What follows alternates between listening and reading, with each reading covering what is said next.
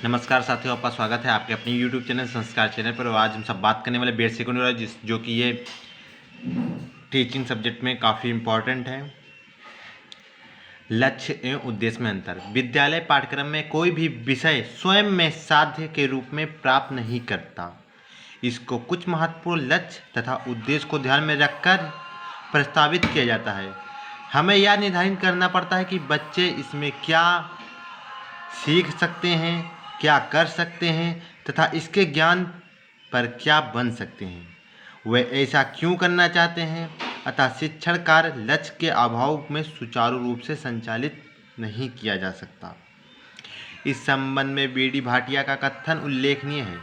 लक्ष्यों के अभाव में शिक्षक उस नाविक के समान है जो अपनी मंजिल को नहीं जानता, और बालक उस पतवार विहीन नौका के समान है जो लहरों के थपेड़े खाकर किसी भी तट पर जा लगेगी।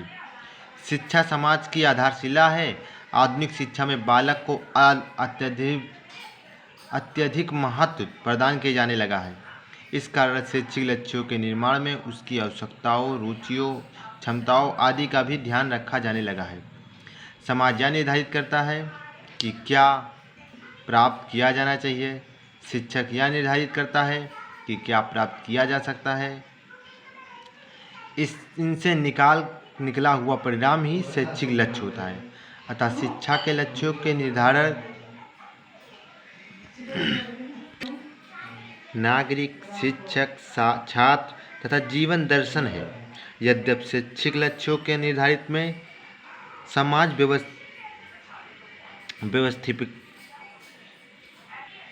व्यवस्थिपिका, समाचार पत्र, राजनीतिक, अर्थशास्त्री आदि भी भाग लेते हैं, लेकिन परंतु ये केवल दिशा का निर्धारित करते हैं।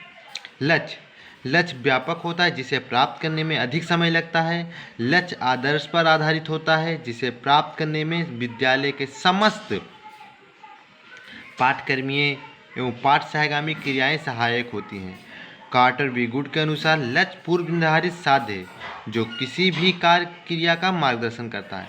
लक्ष्य में दूरदर्शिता होती है, साथ ही इन्हें आदर्शवादिता होती है। इसे प्राप्त करने में कठिनाई भी आती है परंतु अनुपयोगी नहीं होते।